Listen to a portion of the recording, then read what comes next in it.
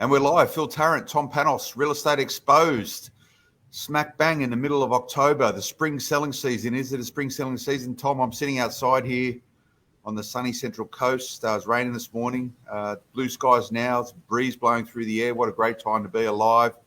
You're recording out of a Qantas lounge in New Zealand. Quick update, Tom. What's been happening this week with you, mate? I know you've been out talking a lot. You must be spent after number of days of conferences. The last thing you want to do is talk to Phil Tarrant for half an hour on a Friday afternoon before you jump on a flight. I'll tell you one thing's for sure, Phil. I actually really look forward to our conversations. They've actually ended up being, the fact that they're being recorded and streamed is a bonus, but it's good to catch up with you on a weekly basis and just shoot off different themes and see what's going on in each other's lives and businesses. One thing is for sure, Phil, I am not as travel fit as I was prior to COVID. There's no question about it. For 20 years, I had so much exercise in traveling that it was all easy, set up, done. Now, it's just so much harder. I find that I need a little bit more recovery time. Part of it is age. Part of it is I've been out of action. But part of it, Phil, is I've got to tell you, the way that we use airports and planes is a lot of friction that wasn't there before. There's a lot of friction. There's a lot of, like international. I'll give you an example. Going through security at Mascot on Wednesday was a 49-minute wait. Where people take a photo where it says departures and you take a photo, I'm leaving, it's the sign that on social media, I'm leaving the country on a holiday. It took me 47 minutes to go from there through to the machine. And it was just, it was really challenging as well because you can't be on your mobile phone when you're in that area there. It's against being on a mobile phone. So for about an hour, I was just standing up with a queue of people. I'll give you another example of what's happening with travel. Last night, great hotel I stay at, but I'm not going to mention the hotel because I'm sure this is a one-off. I come back from my conferences yesterday. I had 4 conferences, come back, and I look at the room and it hasn't been touched, hasn't been cleaned, nothing. I pick up the phone and I said, I want to apologize. I must have pressed the button that said don't service. I'm going to go out to dinner at 7:30 p.m. Is there any chance you could get someone to come and clean it up and give us some fresh towels? And he says, oh, no, it's not your button. We just don't have enough staff to clean up today. We had a few people call in sick. I said, all right.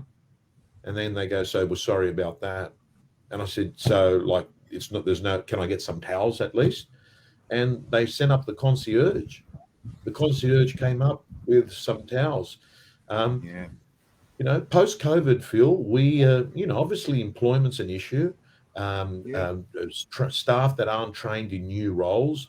We're all sort of just finding our way post-COVID, Phil. And that's okay, to be fair. And you must have called up any given company recently and into a call center, or anyone's, switchboard, and everyone overemphasizes now saying, thank you for your time. It's going to take a little while. Please respect our staff, please. It's a big thing now because everyone has this level of frustration because things maybe aren't as moving as fast as what they should do. And there needs to be a lot more respect around the expectations of service. And there's a lot from that real estate I can learn from it, Tom. But it is a struggle for a lot of people. Thanks for the tip, though. I'm doing my first overseas trip on Sunday since February 2020. So I'm absolutely not international travel fit. I've done a lot of domestic stuff. So did you not get a fast pass? You must have a pretty good status. Didn't they give you a thing to say skip the queue? No. I asked for it and they said, we haven't got it today. That's the other thing, because you used to get this express path ticket and you get it when you're at that platinum status. But that's not happening. And then a Pleasant Supplies in Auckland just now I've come through, seamless, nice and fast and easy. I suppose a lot of it's got to do with schedules, sickness, illness, staff. But Phil, to the Australian real estate agents, for many people watching this, they've got to understand and appreciate Australia hasn't had the challenges of New Zealand. So volumes in New Zealand are really down. The heading here says no one's market, Phil. And I've got to say to you, that's a really good way to describe the New Zealand market at the moment, because you've got vendors that are not under distress to sell. Even with rate rises, they've easily been able to pick up some extra income because there's plenty of work. So there's no forced selling. You've got buyers, on the other hand, Phil, who are waiting and waiting because they've seen prices drop and they're thinking, man, happy days, let this thing keep going down. So there's an environment of there's no need to do anything at the moment. Sit and watch, which has to be a real estate agent's nightmare, because real estate agents and mortgage brokers to a certain extent, less to mortgage brokers because they can actually do refinancing. Real estate agents need people to transact and feel it's an environment that's not supporting transactions. And it's no different in Australia where, you would have thought, Phil, as we said off air, you would have thought property prices have dropped 20%. If you're a buyer, you should be happy. It's a great buyer's market. But is it? Is it a buyer's market? Because you had $1 million to spend in January. You have now been re-rated to spend $750. The $1 million property in Sydney hasn't gone down to $750. It's probably hovering around $850. You've actually just been sandwiched out of the marketplace on where you wanted to buy. This is the reality of this market.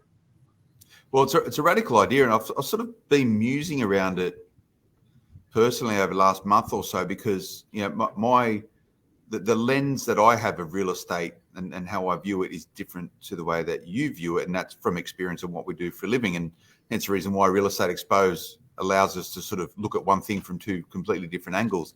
And I'm sitting there, and ever since I was a kid, what was drilled into me around real estate was that it's either one or the other. It's either a buyer's market or it's a seller's market. And I've been trying to get to grips with that, and I layer the complication of what we've spoken around in terms of supply chain constraints, and that could be materials and also people, right? The inflationary environment, that's a key thing. But more importantly, you touched on it, is people's capacity to borrow money is very different today than what it was 6 months ago. So traditionally in this environment, you would think, wow, it's a great time to be a buyer. But buyers are priced out of the market, number one. Number two, those buyers who have mortgages are frantically trying to refinance, and whether or not they're topping up to go again and buy more or just trying to reset their rate so they can save the money is key. Number three is a lot of people coming off fixed rate products over the period ahead into variable rate products. So there's a lot of concern in it there. So that buyer behavior that you would normally see trying to capitalize on this market, they just can't do it because they're hobbled in many ways. So can we actually have a market in equilibrium? But I'm not saying it's a positive equilibrium. I'm saying it's a negative equilibrium, particularly if buyers can't transact and sellers don't need to transact. That impacts both those people. But the second and third order effects of that is real estate agents aren't making a buck because they're not transacting property, and mortgage brokers aren't doing new finance. Yes, they can do refinancing, but they're not doing new financing. So it's a negative equilibrium. And I'm trying to think in time when we've been in markets like this in recent memory, which has been the same state. Now, I guess the upside for all of this, if you blend in the sort of the reasonable health of the Australian economy, is that you're not going to accelerate towards any price collapses. And that's what some international economic forecasters or property observers would call. But because there is no transactions, or there's subdued transactions, it's holding firm the value of property and therefore the inherent wealth of Australians. And that's a good thing. So it's negative. There's negative repercussions, but there is a bit of a silver lining to it, Tom. Yeah, so Phil, there have been times when I've been working in real estate as an agent, listing and selling. And as you said, you've either got, I never thought there was a bad market. I always thought to myself, it's either bad for the buyer or it's bad for the seller. It's either good for the buyer or it's good to the seller. And normally the reason why it was that way is that whenever you went through a period, rates about to go up, you could see the market sort of soften. But then there was also unemployment often during those periods was going up. And it's another thing. That would Unemployment is good at the moment. Yeah. So on the surface, you turn around and say, that's a good story. But if you're in the business of transactions, if you're wanting, number of units being sold in terms of volume, there's no distress selling because of the unemployment. As Mark Burris said 2 weeks ago when I was doing a video, he said, the average person now knows if mortgage payments get too aggressive, they simply go to their current employer or they pick up a side hustle and make an extra few $100, and they can weather the increases, Phil, right? This is what makes this market so unique. We've got interest rates that are growing rapidly, yet there is no sign at all of people having any trouble of getting a job and getting a Yep. job with decent income. And this goes to the point around it's a negative equilibrium. There's a lot of impact for people, but the silver lining is, as what you've rightfully said, and the outcome of it is sustaining prices, good employment numbers, capacity for people to generate more income if required, and it's not a bad place. So it's just really now a matter of strategic patience for Australia and Australian real estate holders or real estate buyers and those professionals that act in and around that industry. Strategic patience, waiting for some normalization coming into the market, and normalization will be accelerated, Tom, once some of these key issues, global impacts affecting Australia, start to sort of normalize a little bit. So I don't know how long it's going to take. I see some commentary, and from yourself, Tom, a lot of people are starting to call the bottom of the real estate market now, and that's probably a product of what we've just spoken about, all those different things moving in unison. So it's okay to wait, buyers and sellers, but for a real estate agent, they don't want people to wait. They want transactions. So how do you go about being proactive in this environment of a market in equilibrium, which isn't serving the benefits of real estate agents? How do you go about being those real estate agents who are getting the listings and getting those sales that do take place in what should be a bumper spring selling season? Well, I'm seeing in the last 3-4 weeks, and my theory is I test them anecdotally. I've asked, in the last 4 days, Phil, I think I've come across maybe 2,000 agents at conferences, and I ask, is your market better in the last 3-4 weeks? Both in Australia and New Zealand, this is what people are saying. Not significantly better, but what they're saying to me is this, Phil. Buyers and sellers are accepting this is the norm, number one. Number two, buyers are saying, hey, we're probably towards the end of this. We might not be at the end completely, but I'm feeling comfortable enough to buy now, because even if it were to drop another 5 or 7%, I'm still buying at a 20-25% discount than what I would have been. And because it appears that we are coming towards the end, even if I pay 5% over the bottom, I'm comfortable with that. So I think that's where we're at, and I can see that, and I can see that with buyers now, and I can also see there's been a heap of media coverage. You covered it this week, and that is buyers are getting concerned that serviceability and inflation is moving much faster than price declines, as Beasley property team has said here, right, on this on the comments that's coming in on Facebook, right? They're aware of that. They know that. We've got people here now that have been squeezed out of Newtown. They've gone to Marrickville. They didn't buy in Marrickville. They've been squeezed out to Canterbury. Now they're considering buying in Belmore, and they're thinking, if I don't buy in Belmore, well, next step might be Bankstown, right? This is what's happening out there. Phil, it'll be very interesting. Bankstown, right? But this is the natural inherent nature of real estate. It's happened for centuries. People get positioned to buy in the areas where they can afford. So, Sydney, you're using Sydney there as an example, Tom. These are the second and third order effects of this. Now, it's good if you're selling property in Bankstown, based on your analogy, whether or not, this is the fact. For those people who have properties in Bankstown to sell with a ready state of buyers. And you'll see that trickle effect right throughout Western Sydney, areas like Liverpool and Campbelltown. There's still a lot of buying activity out there, Tom. Greenfield sites heading out towards the mountains into Penrith, etc. There is still a lot of hungry first home owners lining up to buy new releases for land. So let's not get absorbed with what's happening inside of the 10 kilometres of the capital cities.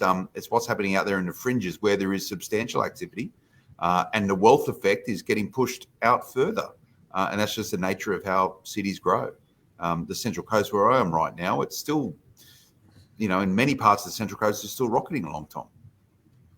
Yeah, well, I look at my own clientele and the location of where I've been doing auctions over the last 35 years, and I can't help it. Right now, and has been for a while, West is best in Sydney. They're using auction as the method of sale. There's plenty of buyers. There's a big movement of people moving there. I'm seeing suburbs gentrified. We're seeing these new freeways that basically take you from close to the city out west in a fraction of the time. Some of these new, connecting tunnels, you're in Quakers Hill in no time. That's what we're seeing. We're seeing some suburbs are being real winners out of this market. There's winners and losers in every market, whether it's the suburbs themselves. And I guess, if you put layers on that dynamic of the way in which we work is very different. There's now this view towards, local economies. You talk about Quakers Hill. Quakers Hill has been around for many, many years, a suburb of Blacktown. But I think a lot of people in Quakers Hill now would say they're part of the Ponds and they're part of northwest Sydney. And you've got your new light rail out there through places like Rouse Hill. It's changing the way in which people think and the way in which they work. And Quakers Hill would be one of those sort of fringe suburbs now of northwest Sydney, of the hills and the ponds. Mate, there's real estate in the ponds going for $1.6 million, Tom. For 5-bedroom homes. This is what's happening right now, and people that live in those areas work in those areas, or they might commute to Parramatta or Blacktown for work, which is just down the road. So this is where we are. What's Colin Russo say? Global inflation, yes, but Australia's in a good position. I agree with that too. Interest rates have slowed. We've seen that, Tom, in the RBA's October decision to hike rates by 25 basis points. Jury's out what happens on Melbourne Cup Day. Typically, it's the interest rate announcement that most Australians are glued in on because it happens just before the race starts. My view, Tom, do you mind putting that comment back up very quickly? November to January are normally strong months for sale. I think we've discussed that at length, Tom, around subdued spring selling season. Uncertainty jostles the market downwards as people downsize, but $1 million and less home sales increase in good location. A lot of that is mindset type stuff. Very good summary, Colin. 6, market bottoming, but interest rates to bite till June. There's going to be more interest rates. Whether or not they'll pan out to June, who knows? That's outside of our wheelhouse. 7, still good places to buy and sell as rental prices are increasing. That is another huge dynamic, Tom. And jobs are getting stronger, are supporting stronger rentals. So, I've been doing quite a lot of work on this recently, Tom, around this new what are they calling this new generation of homelessness. And they're saying that people with good jobs are still homeless. And the reason why they're homeless is not their ability to pay for a rent. It's actually finding a rental property. So this is another part of the dynamic putting upwards pressure on rentals, which for investors means that they might not be pushed, even though interest rates are going up, they might not be pushed to sell. And when you see investors getting forced out of the market because of economic conditions, is that you start seeing more distressed sales. That's not happening at the investor level because rents, like jobs, is sustaining cash flow for property investors. And I really haven't seen, I don't know what you've seen, but I really haven't seen any distressed commentary coming out within the investment property community. Yes, there's a question mark for when this fixed rate cliff comes up, but there's always a fixed rate cliff. It just depends on buying cycles of more people might have got a mortgage 2 years ago, 3 years ago, and therefore it's going to reset. most investors I know, they're okay. They're looking at the P&L, and they're working out how they can eke more income out of rental reviews. And I know a lot of investors, Tom, spiking rents in line with market conditions, but they're doing it in a way in which is considerate to sitting tenants. I don't think there's going to be blood on the street, mate. But to the point around the growing level of homelessness, I know it's a focus of the New South Wales Premier, and no doubt the other premiers at a state level looking into this. They've got to create a pathway to remove red tape around development planning to accelerate the construction of homes, and homes which are socially orientated, as well as those for high income type workers. But we need to make sure we have homes for Australian renters. It's key. And that's probably the biggest issue, I would say, facing the real estate sector right now. And you think about it, Tom, only migration, it's small at the moment. When that really ramps up, we're going to be in a spot of bother in terms of housing. Yeah, look, I can tell. I've got a few mates that are developers, and, all those factors that you've indicated, banking, but a big factor has been a lot of these developers realise how difficult it is. There was a period of time, and I don't think it's a bad thing, having the commissioner going out there examining every property was probably a very good thing, but it's just been another thing that's deterred a lot of developers as their margins sort of start getting slimmer. So we are going to have it. We are going to have an issue. We're already seeing the issue. We essentially, nearly every property that gets rented now is done via an auction system. I know it's bizarre, not a formal auction, but what they're sort of saying to people, I mean, it's got to the stage now, Phil, where people have been trying to put applications in on properties before they see them. Real estate agents are saying, no, you can't do that. You're going to see the property, then you put the application in. And it's because people are just getting so frustrated. They're missing out on properties. They're paying, in many properties, $200-300 more a week than last year. And this Dutch auction, I guess it's called a Dutch auction, really, scenario. Is it fair to renters?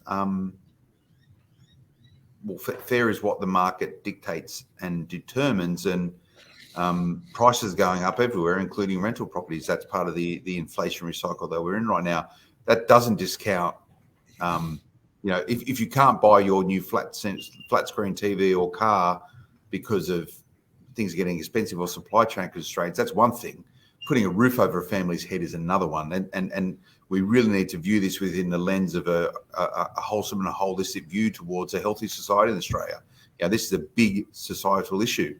The way in which it's been structured in Australia is that a lot of social housing and a lot of housing for lower income families are provided by property investors. So hence the reason why they've loaded up incentives for property investors to provide that very important role in providing that housing for Australia. But things start changing. We saw it got overturned out of Queensland last week. We spoke about it, Tom, this sort of gouge on land tax, which got a lot of pushback from the New South Wales Premier. We need to have investors incentivised to be supportive of the agenda to create housing for low income and middle income Australians. It's key. Not everyone can own a home. And yes, I invest in property, and it's a good wealth effect, as you do as well. But no doubt, I do get satisfaction out of the families, having a nice place to live in the assets that I own, and I'm considerate about that and sort of consultative in how we go about building it out. But there's big issues there, Tom. In terms of development approvals.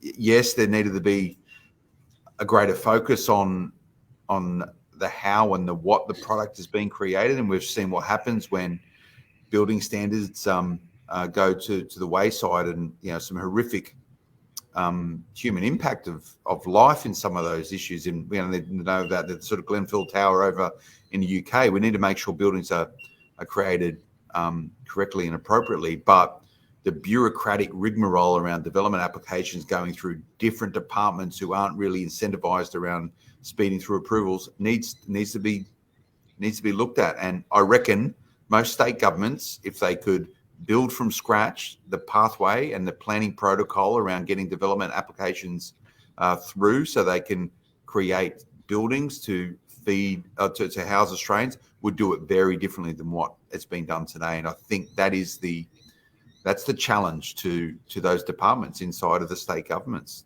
to sort that out, because it is a massive handbrake.